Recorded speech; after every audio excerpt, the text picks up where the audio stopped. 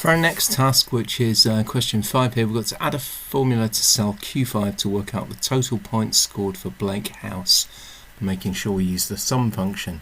So if I go to this cell up here, this is Q5, you'll notice that this is where in this table here we're going to have the totals for each house, and we want these to change when the points at the bottom of the spreadsheet change. So I'm going to go in here, I'm going to click in Q5, and then I'm going to type equals because I'm writing a function, or sorry, a formula.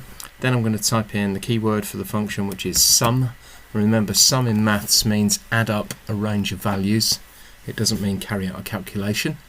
I'm then going to put a bracket in there, and then what I want is the first cell, which is this cell here, the Blake's score number of points for the 100.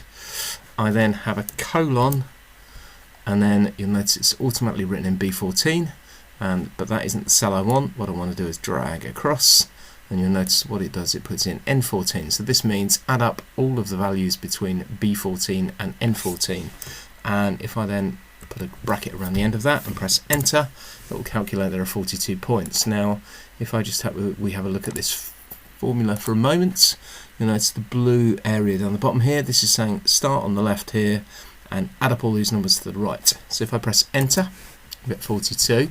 Because this, if I drag this down now, you will notice that it fills in the other formula. So I'm just going to check one. I'm just going to pick Raleigh House down here at the bottom, click in the formula bar at the top, and you can see it's adding up all the point scores for Raleigh House. So that's the number of points for each house calculated.